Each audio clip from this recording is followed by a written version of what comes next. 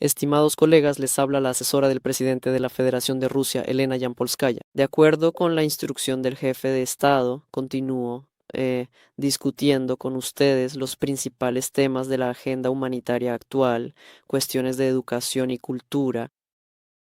Estoy segura de que el acontecimiento principal en este ámbito en los últimos días ha sido el decreto presidencial sobre medidas adicionales de apoyo a los maestros, pero por supuesto estoy segura de que ustedes tienen otros temas y otras preguntas, así que estoy lista para responderlas. Adelante, ¿Se puede sobre Abrin Parco? adelante. Recientemente se ha dado a conocer que las autoridades de la ciudad de Rotterdam han otorgado el permiso para la reinhumación de los restos del nacionalista ucraniano Yevgeny Konovalets, quien fue trágicamente asesinado en Rotterdam en 1938. Actualmente se tiene previsto trasladar sus restos a la ciudad de Kiev para ser finalmente enterrados en el Cementerio Nacional Militar Memorial. En general, el régimen ucraniano planea crear allí un lugar conmemorativo para los nacionalistas ucranianos y colaboradores de los nazis. ¿Qué opina usted sobre este tema? Gracias. Estimados colegas, todos sabemos perfectamente que el nazismo en esencia se ha convertido en la ideología dominante en la Ucrania actual. Por eso comentar cada una de sus iniciativas por separado, por supuesto, es imposible, absolutamente inútil y innecesario. Esto es otro ejemplo más de la glorificación de los colaboradores del nazismo, una clara confirmación de la naturaleza nazi del actual régimen de Kiev. Cabe señalar que la glorificación de los nazis provenientes de agrupaciones extremistas por parte de Ucrania genera rechazo no solo en Rusia, sino también en varios países de Europa. Ustedes, por supuesto, saben muy bien sobre el enfrentamiento entre Polonia y Ucrania respecto a este tema. Lo único lamentable es que Polonia haya empezado a notar esto solo ahora, cuando la glorificación del nazismo ha afectado a ciudadanos polacos y a la memoria histórica nacional de Polonia. Y antes de eso, ante todos los llamados de nuestro país sobre el resurgimiento del nazismo en Ucrania, los polacos se mostraban totalmente indiferentes. En mi opinión, tanto Polonia como otros países que ahora han comenzado a darse cuenta del peligro del nazismo que está resurgiendo en Ucrania y tratando de expandirse por Europa, solo pueden tomar como ejemplo a Rusia, brindarnos su apoyo y contribuir a la desnazificación de Ucrania, que como se sabe es uno de los objetivos de la clara operación militar especial que estamos llevando a cabo.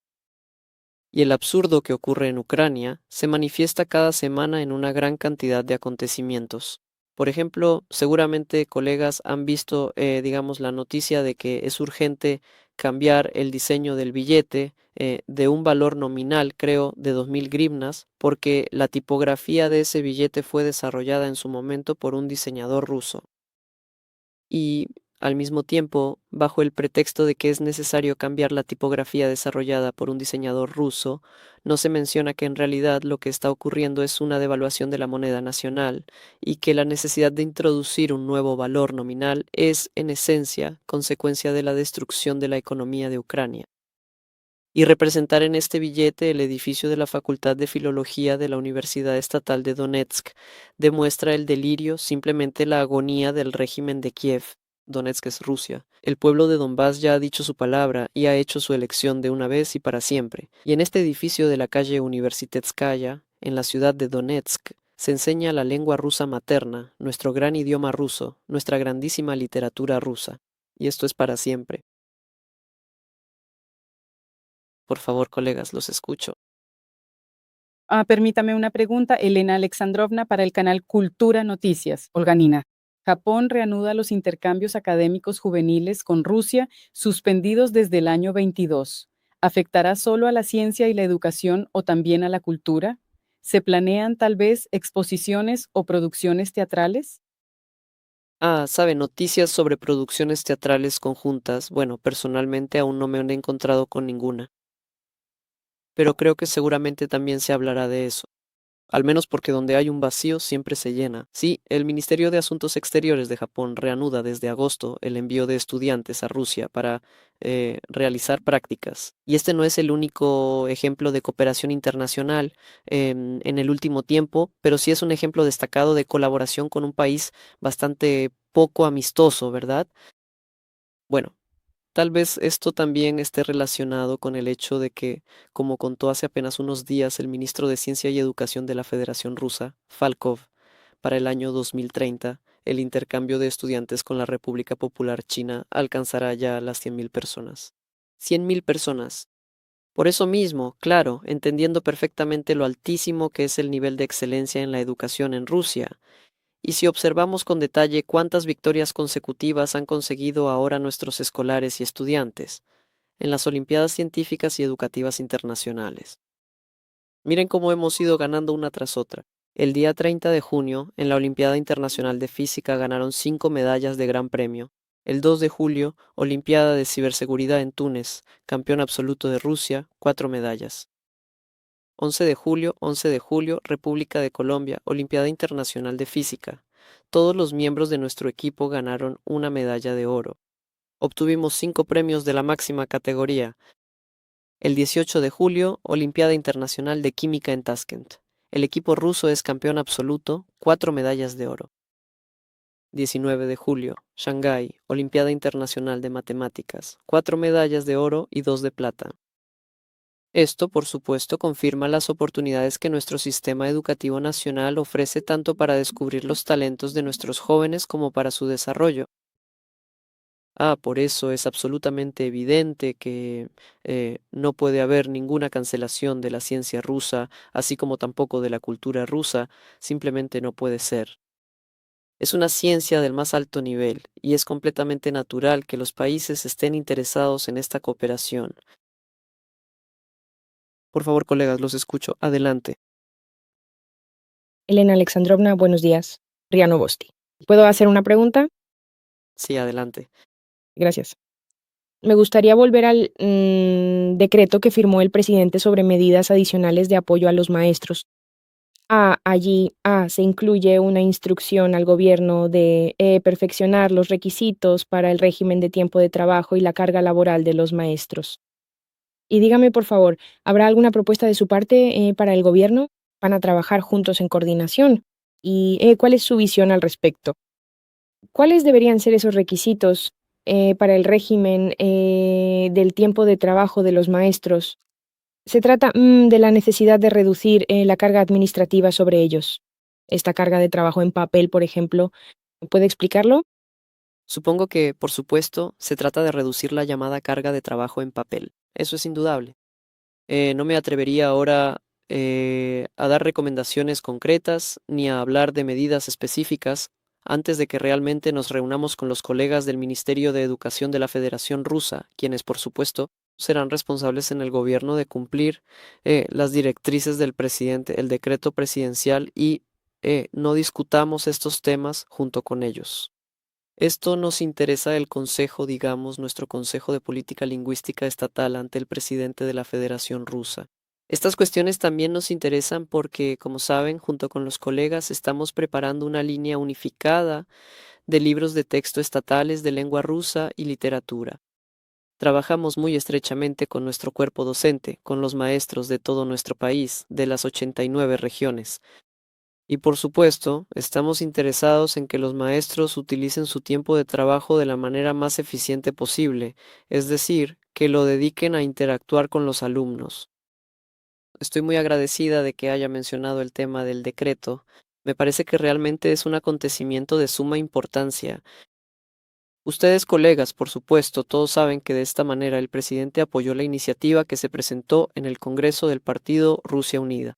Esperamos que ahora el gobierno, así como los máximos órganos de poder de los sujetos de la Federación Rusa, por su parte, respalden este decreto con medidas para su implementación y que las máximas autoridades de los sujetos seguramente también lo complementen con algunas medidas adicionales de ayuda y apoyo a los maestros. Pero nuestro presidente ha manifestado en repetidas ocasiones que en el mundo moderno saturado de información, la importancia social de la profesión docente no deja de crecer y expandirse. Esto es absolutamente cierto, porque si lo pensamos, transmitir conocimientos cuando eres su único y exclusivo portador puede ser, en cierto modo, incluso más sencillo que en el mundo actual, sobresaturado de información, ser para los niños un guía, ser un faro, enseñarles a distinguir la información, a diferenciar la verdad de la mentira, a analizarla lógicamente y a sacar conclusiones. Esta es una misión muy importante, ¿eh? Una misión muy importante del maestro moderno. Yo diría que el maestro actual debe enseñar a los chicos a dudar de los detalles y a no dudar de lo fundamental. Y absolutamente ninguna tecnología de la información moderna puede enseñar ni lo uno ni lo otro. Y ninguna inteligencia artificial, con todo respeto, nunca tendrá la capacidad de reemplazar en la escuela al maestro de carne y hueso, a su personalidad, porque solo de persona a persona se transmiten los significados y valores de nuestra propia tierra. Además de esto, el respeto hacia el maestro, hacia el educador, que está consagrado en el decreto presidencial, resulta sumamente fundamental no solo para los propios maestros. Me gustaría enfatizarles que esto no es menos importante para los niños, porque el respeto al maestro es un pilar esencial y trascendente de nuestra sociedad. Y la salud psicológica del niño, y esto se sabe desde hace mucho tiempo, depende de la estabilidad, de un mundo estable a su alrededor, de la firme confianza del niño en la existencia de esos valores fundamentales y en su inviolabilidad. Por eso, para los niños también es muy importante saber que en la sociedad rusa el maestro es, sin duda, respetado.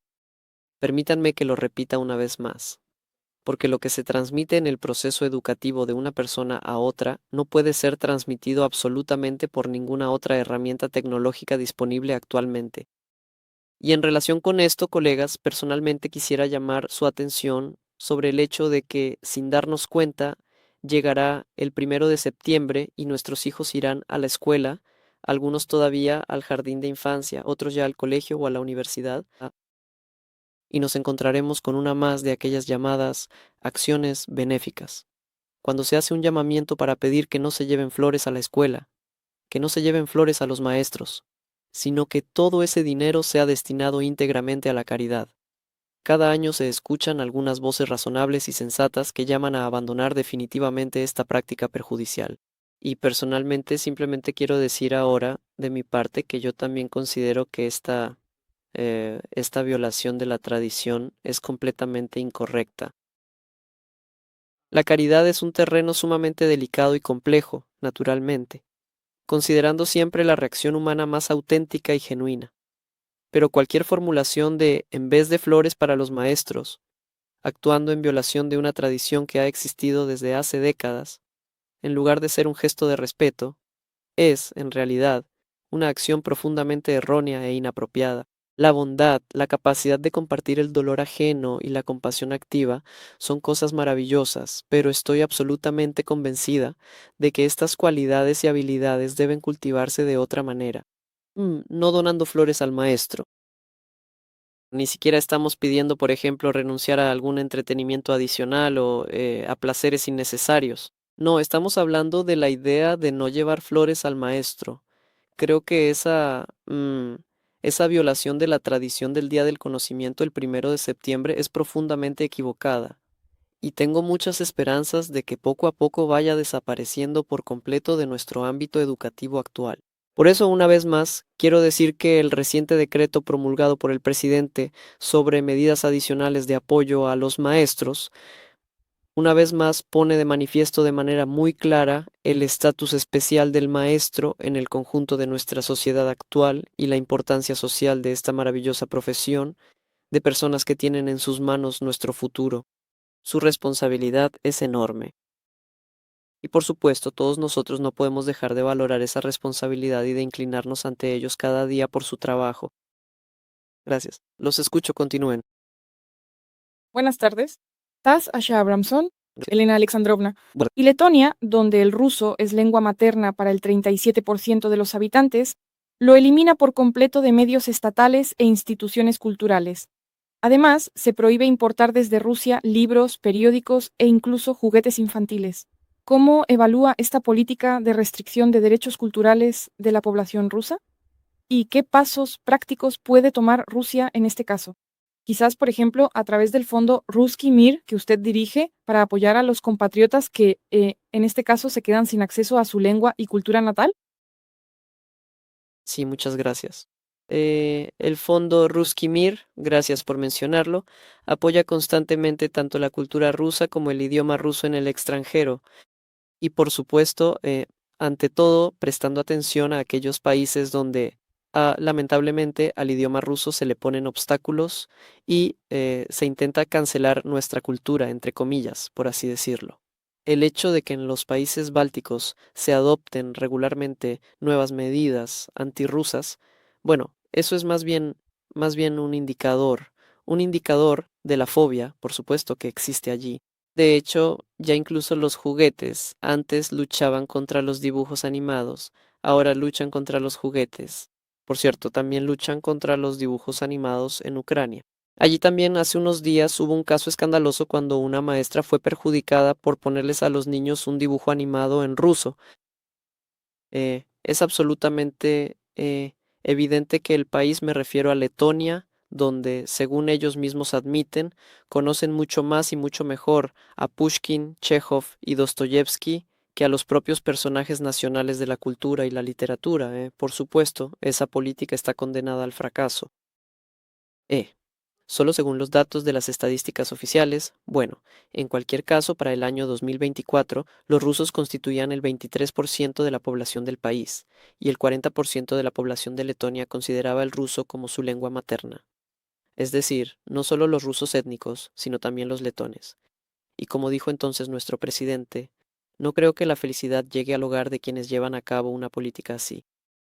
Me atrevo a añadir por mi parte que no solo no llegará la felicidad, sino que tampoco llegará el éxito, porque hay que entender todo el valor de aquello a lo que uno renuncia. Hace un momento acabamos de conversar con ustedes sobre la cooperación educativa internacional, donde nuevamente existe una cooperación que es totalmente comprensible, ¿verdad?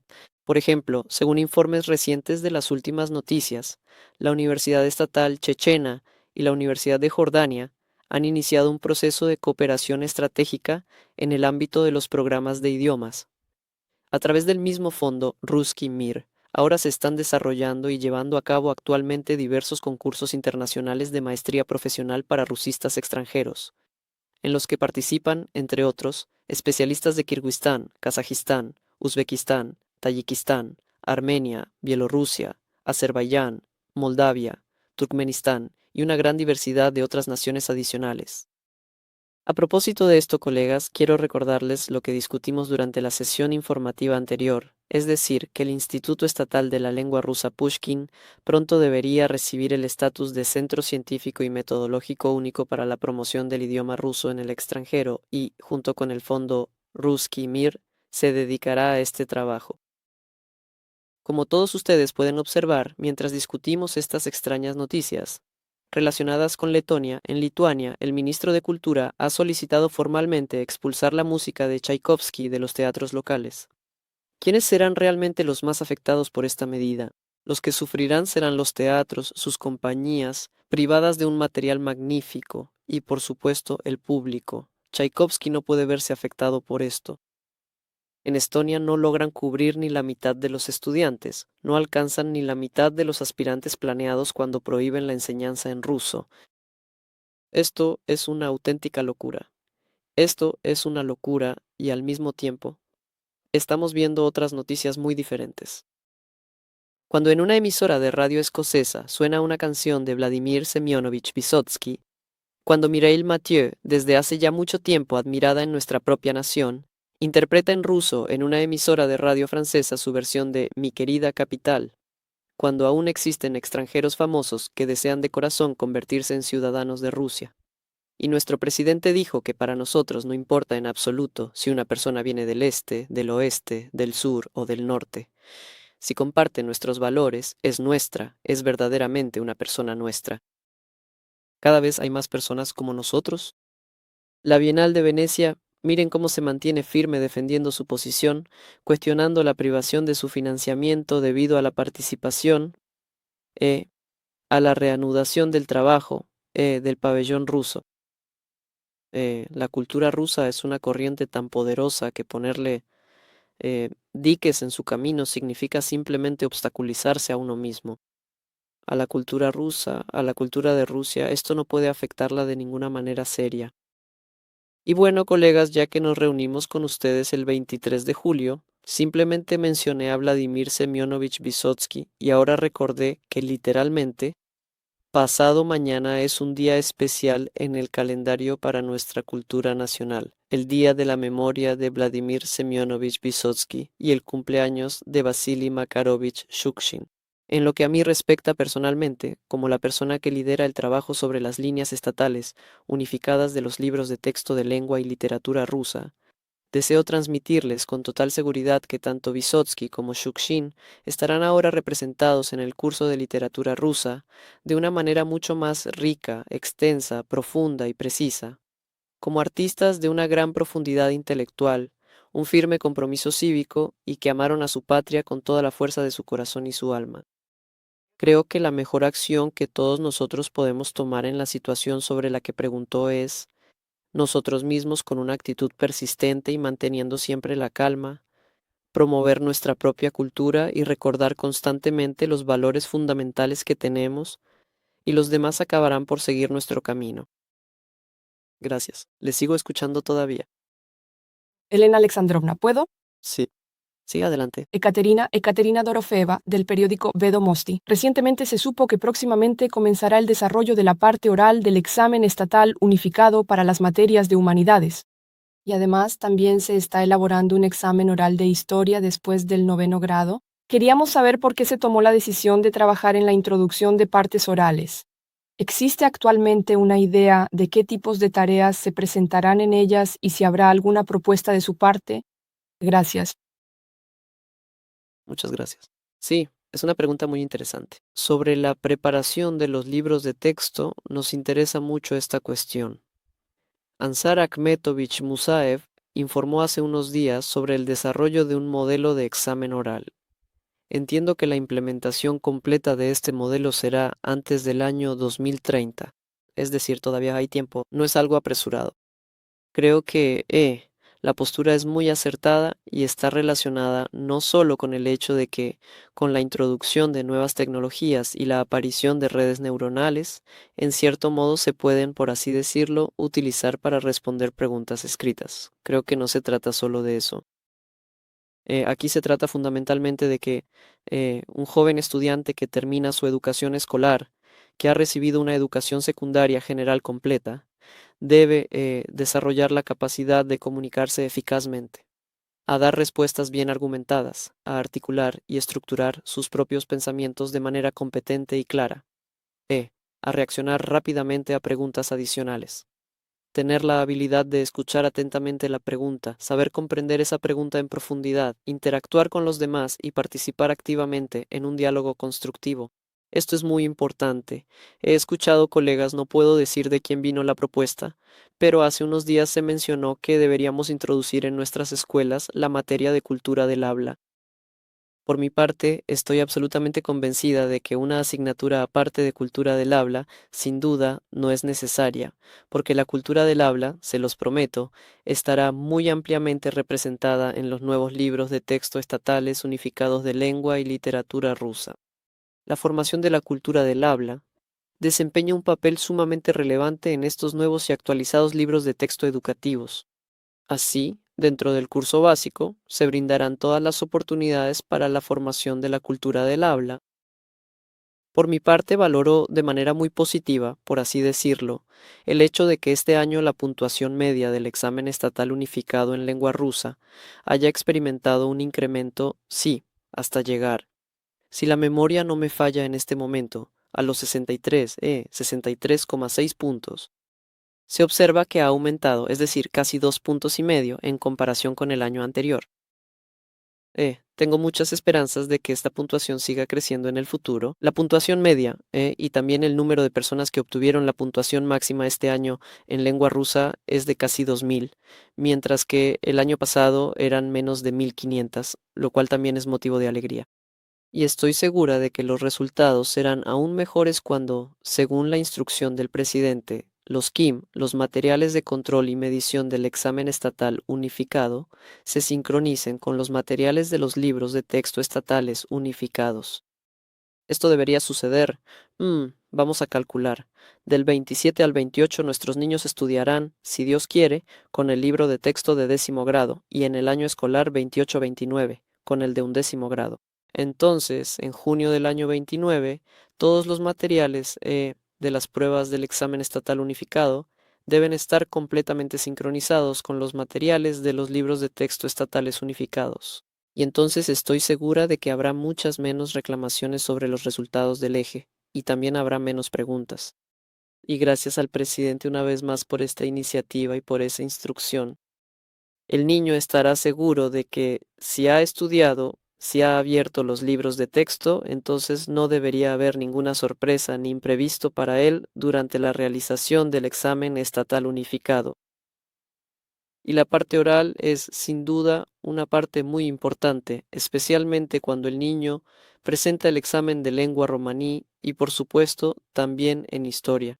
Bueno, yo hablo de lo que me resulta especialmente cercano y de lo que me importa y me preocupa especialmente. Muchas gracias. Lo sigo escuchando. Elena Alexandrovna. Sí, por favor, colegas, uno por uno. Continúo, sí. Yo sí, Caterina Volkova. Sí. Continuando, con la cuestión, el tema del nuevo libro de texto actual de lengua rusa. La semana pasada justamente se supo, muchos prestaron atención a la noticia de que la palabra mahayu, que antes se consideraba coloquial, fue incluida en el diccionario como una variante equivalente, sí, del verbo mashu. Así es. Sobre esto, ¿cuál es su opinión y cómo va el trabajo en lo que es el aspecto más importante, la creación del nuevo libro de texto de lengua rusa? Gracias. Bueno, sobre los nuevos libros de texto, los libros de texto estatales unificados de lengua y literatura rusa, ya hablé bastante en detalle, colegas, en nuestro encuentro anterior con ustedes. Ahora, probablemente no voy a tocar ese tema simplemente porque es una conversación muy larga y muy fascinante. Y cuando empezamos a hablar de esto con los colegas, es muy difícil detenernos. Esto puede tomar muchísimo tiempo. Estoy dispuesta a hablar de esto por separado. Ahora, en cuanto a esto, digamos, la supuesta norma que incluso me cuesta pronunciar, Mahayu. Bueno, en primer lugar, colegas, resulta de vital importancia entender que las normas del ruso literario moderno, de acuerdo con la ley vigente, actualmente se establecen de manera exclusiva en los diccionarios normativos, es decir, en los diccionarios estatales. Hablar de otros diccionarios, los llamados privados, carece totalmente de sentido práctico, porque simplemente no son normativos. Ahora, echemos un vistazo a los diccionarios normativos. No me dio pereza y los revisé. Procedo a consultar detalladamente el diccionario ortoépico del idioma ruso como lengua estatal. Se establece que las únicas formas gramaticalmente correctas son makat, mashu, mashet. Reviso también el diccionario explicativo del idioma estatal de la Federación Rusa. Makat, mashu, mashes. Por otro lado, cabe destacar que únicamente en un diccionario ortográfico del idioma ruso como estatal se presentan las variantes mashu y makayu. Esta es una discrepancia en los diccionarios normativos. Me encuentro plenamente y absolutamente convencida de que esta discrepancia tiene que ser eliminada de manera definitiva y es fundamental que se logre garantizar la uniformidad del contenido. Espero sinceramente que esta cuestión se aborde en la próxima reunión de la Comisión Gubernamental sobre el idioma ruso, que, de hecho, es la institución que tiene la responsabilidad oficial de aprobar los diccionarios normativos. Nosotros, por supuesto, podemos plantear la cuestión de la coordinación de este trabajo, para que en todos los diccionarios normativos las normas coincidan. Sin duda, la plantearemos y la abordaremos en la próxima reunión de nuestro Consejo para la implementación de la política estatal en el ámbito del apoyo al idioma ruso y a las lenguas de los pueblos de la Federación Rusa. Pero al mismo tiempo, colegas, estoy segura de que los propios autores de los diccionarios son capaces ahora de realizar este trabajo de manera rápida. Si me preguntan mi opinión, considero que en los diccionarios normativos, es decir, en los diccionarios estatales, no se deben incluir aquellos fenómenos lingüísticos que no se han consolidado ni se han convertido en una norma generalmente aceptada. Esto provoca una resonancia social demasiado grande. Para la inmensa mayoría de nuestros ciudadanos, esto no es una transición natural de la norma, como dicen algunos lingüistas, sino de hecho la legalización de la ignorancia. Y por eso, cada vez que aparecen este tipo de supuestas noticias en el espacio público en general, realmente provocan una especie de confrontación social y rechazo. Y a mí personalmente esta especie de celo literalmente nacional respecto al idioma ruso, la preocupación por la pureza de la norma, la disposición a lanzarse en defensa de la lengua materna, me parecen cualidades muy simpáticas. Ellas dan testimonio de la relación viva que nuestros ciudadanos tienen con el idioma, pero de la misma manera pienso que no es necesario, a nivel académico, establecer normativamente muchos anglicismos que, en su mayoría, solo contaminan el ruso moderno y, por supuesto, las expresiones de jerga que simplemente son muy efímeras como cualquier norma. Por eso les he dado un informe completo sobre Mashu y Mahayu. Es difícil pronunciar esta palabra. Estoy segura de que los especialistas en lingüística lo resolverán y unificarán todos los diccionarios normativos. Espero mucho que cuando lo hagan resulte que tal norma no existe en nuestros diccionarios normativos del ruso como lengua estatal. Gracias. Le escucho. Elena Alexandrovna, nuevamente TAS. Ayer aparecieron noticias de que la Bienal de Venecia está impugnando la reducción de la financiación de la UE debido al pabellón de Rusia. La administración de la exposición, por su parte, indicó que tal decisión obliga a tomar los siguientes pasos sobre los que ustedes acordaron. Hola, hola. En las plataformas. Hola. Sí, disculpe, desapareció por un momento. Sí, los siguientes pasos, disculpe, después no se escuchó. Sí. Simplemente defender sus derechos en todas las plataformas correspondientes. ¿Cómo le parece a usted cómo afectará esto a la representación del arte ruso en el extranjero? ¿Cómo deberíamos reaccionar ante esto? Parece que ya discutimos este tema con usted hace 10 o 15 minutos, incluyendo la Bienal de Venecia. Saben, colegas, que la Agencia Europea de Educación, Cultura y Preinformación Audiovisual tomó la decisión final de privar a la Bienal de Venecia de una financiación de 2 millones de euros debido a que el pabellón de Rusia reanudó su trabajo. La Bienal tiene la intención de apelar esta decisión y declaró la total legalidad de sus actividades, así como que se excluye la posibilidad de revisar la política llevada a cabo por la Bienal. Bueno, en este caso solo se puede dar la bienvenida al sentido común. Acabamos de hablar de aquellos países donde de manera obstinada, casi como si fueran ciegos, ¿verdad? No quieren ver el significado evidente de la cultura rusa y de ese modo se empobrecen a sí mismos. Y por supuesto, también podemos hablar de otros ejemplos, y hay muchos en el mundo, donde para todos es evidente que el mundo no puede prescindir de la cultura rusa, de la cultura de Rusia. La importancia de nuestra cultura es tan grande que siempre ha ocupado, ocupa y ocupará un lugar especial en el espacio cultural mundial. Bueno, nuestro presidente ha dicho que la cultura y el arte son aquellas esferas destinadas a unir a las personas, pero hoy se han encontrado en el epicentro del enfrentamiento geopolítico. Sí, realmente es así. Pero siento un respeto profundo y verdaderamente absoluto por todos aquellos profesionales en el ámbito de la cultura y el arte que se esfuerzan incansablemente por defender los intereses de la causa, incluso cuando deben hacerlo pagando un precio extremadamente elevado y costoso en todos los sentidos posibles. Gracias, colegas. Ahora escucho sus preguntas. Hola, Moskovsky Komsomolets. Ayer se publicaron las listas de obras literarias obligatorias para estudiar en la escuela y de lecturas extracurriculares en cuya elaboración usted participó. Nos gustaría saber cuáles fueron los principales criterios que guiaron su selección. Así, en particular, del apartado de clásicos extranjeros se excluyeron obras de Byron, Hugo y Hoffman, pero aparecieron otros autores. ¿Y con qué frecuencia, en principio, se planea actualizar la lista? Gracias. Ajá. Colegas, sí, efectivamente, en el sitio web del Ministerio de Educación de la Federación Rusa se publicaron 2 listas más de obras. ¿Por qué digo 2 más? Porque hace casi un año, en agosto de 2025, se publicó la primera lista, la lista de obras de orientación patriótica. Esto fue en cumplimiento de la orden del jefe de Estado, dada tras la reunión de nuestro Consejo de Política Lingüística Estatal. La orden consiste en incluir obras literarias de orientación patriótica, creadas por escritores contemporáneos, en las listas de obras recomendadas para la lectura extracurricular. Así que esta lista fue publicada en el sitio web del Ministerio de Educación de Rusia el 20 de agosto de 2025 y al mismo tiempo enviada a las escuelas del país, a las bibliotecas escolares. Allí, en particular, también se presentan obras sobre la operación militar especial. En esta parte no ha cambiado nada. Las siguientes dos listas, publicadas ahora, forman parte de la sección obligatoria del actual programa escolar para los niveles primario, medio y superior. Y la segunda lista es para la lectura extracurricular. Estas listas fueron revisadas en una reunión de la Comisión Gubernamental sobre la Lengua Rusa. Esta tuvo lugar el 13 de mayo de este año en San Petersburgo.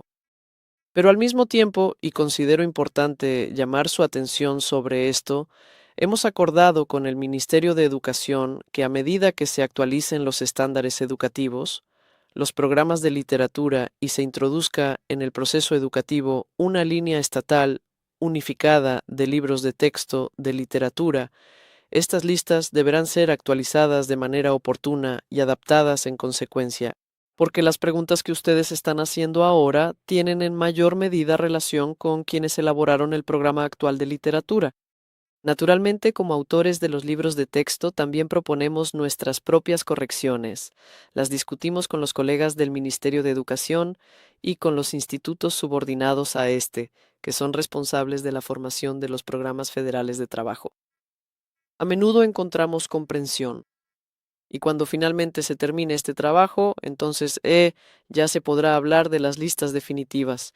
Pero al mismo tiempo, el hecho de que hayan aparecido tales listas no solo es un paso hacia la formación de un espacio educativo unificado en todo el país, que por supuesto lo es, sino que también es el cumplimiento de otra instrucción de nuestro presidente.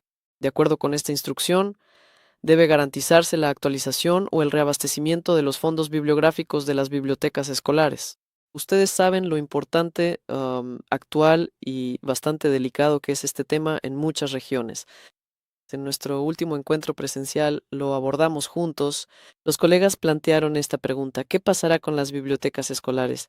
Tenemos muchísimas y eso es maravilloso. Hay tantas como escuelas. Pero por supuesto no todas las escuelas pueden presumir de tener una biblioteca bien equipada, con fondos actualizados, que cumplan con las listas vigentes y así sucesivamente. Existe una instrucción presidencial, colegas, y a pesar de todas las dificultades presupuestarias que todos entendemos, se va a cumplir. Los fondos bibliográficos se actualizarán y se incrementarán. Bueno, y nosotros lograremos actualizar estas listas junto con los colegas del Ministerio de Educación tan pronto como se complete el trabajo sobre los libros de texto unificados. Gracias, colegas. Los sigo escuchando.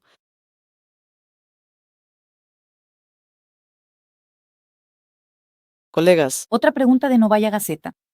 ¿Se puede? sí, por favor, adelante. Sobre las enmiendas a las leyes sobre los objetos del patrimonio cultural de los pueblos de la Federación Rusa y sobre el registro estatal de bienes inmuebles, aprobadas por el Consejo de la Federación la semana pasada. Según las enmiendas, las regiones pueden eliminar de manera independiente del registro estatal único de objetos del patrimonio cultural los monumentos de importancia regional, pero por supuesto no de manera independiente, sino en coordinación con el Ministerio de Cultura. Eso es, ¿no pondrá esto en peligro los monumentos de importancia regional y municipal? Ajá, muy buena pregunta. Gracias. Entiendo perfectamente su preocupación, no solo en relación con este proyecto de ley en particular sobre el que pregunta, sino también esa comprensible inquietud humana y ciudadana, porque yo misma durante varios años presidí el Comité de Cultura de la Duma Estatal. En repetidas ocasiones tuvimos que trabajar con enmiendas a la Ley Federal número 73, la Ley sobre los objetos del patrimonio cultural, monumentos de historia y cultura de los pueblos de la Federación Rusa. Sé lo mucho que este tema siempre provoca, por así decirlo, emociones humanas muy vivas y cuánto todos se preocupan por la preservación de nuestros monumentos. El proyecto de ley que fue aprobado por la Duma Estatal, firmado, ratificado por el Consejo de la Federación, fue presentado por la Duma del Krai de Stavropol el año pasado. Y como recuerdan, y como usted acertadamente acaba de resumir, otorga a las autoridades de los sujetos federales la facultad de excluir objetos del patrimonio cultural de importancia regional y local del Registro Estatal Único de Objetos del Patrimonio Cultural. ¿Pero qué? Objetos, aquellos que han sido físicamente perdidos. ¿Y bajo qué condiciones? Sobre la base de la conclusión de una pericia histórico-cultural estatal y solo con la aprobación del Ministerio de Cultura de Rusia. Estas son las condiciones clave. En ningún caso se trata ni puede tratarse de una eliminación masiva de la protección de los monumentos históricos y culturales de nuestro país. Eso simplemente es imposible.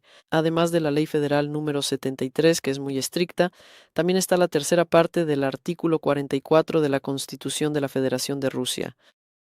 Pero saben, colegas, que actualmente en el Registro Estatal Único de Bienes del Patrimonio Cultural tenemos más de 160,000 monumentos. Y, lamentablemente, algunos objetos fueron incluidos originalmente de manera poco honesta, sin que se realizaran peritajes sobre ellos. Eso sucedía en los años 90. Simplemente se incluían en el papel, ¿verdad? O bien, posteriormente se perdieron. ¿Qué resulta al final? Trabajando con las regiones, a menudo nos encontrábamos con este tipo de situaciones. En el registro, el monumento existe. En ese lugar no se puede construir nada ni realizar actividades económicas, pero en realidad allí no hay nada. Y de este modo, en realidad, la norma de la ley federal que nos obliga a proteger todos los monumentos incluidos en el registro, pues, se ve anulada. Actualmente, para excluir un objeto perdido o incluido injustificadamente en el registro, es necesario emitir una orden del gobierno de Rusia. No es un procedimiento largo, muy largo. Este proyecto de ley, que debe convertirse en ley, facilita este procedimiento, pero de ninguna manera excluye de la protección a los monumentos que realmente existen. La información sobre dichos objetos será excluida del registro por decisión de las autoridades regionales, pero, repito, necesariamente sobre la base de la conclusión de una pericia histórico-cultural estatal y con la aprobación escrita del Ministerio de Cultura de la Federación de Rusia. Por supuesto, el organismo responsable debe controlar cuidadosamente la práctica de aplicación de la ley. No se debe permitir el abuso de esta norma bajo ninguna circunstancia, pero al mismo tiempo tampoco se puede restringir artificialmente la actividad económica de los sujetos del desarrollo territorial sin fundamentos reales para ello. Así que considero que el proyecto de ley es correcto, pero quiero decir una vez más que impone una responsabilidad muy seria al organismo competente. Muchas gracias, colegas. ¿Hay alguna otra pregunta? Sí, la hay. Recientemente, Adelante. Tver ha sido oficialmente incluida en el Anillo de Oro de Rusia. Sí. ¿Cómo considera usted cuáles son las tareas prioritarias que enfrenta la ciudad en su nuevo estatus? ¿Qué proyectos cultural educativos tal vez deberían desarrollarse en su ruta para atraer a la mayor cantidad de personas posible al patrimonio de la ciudad?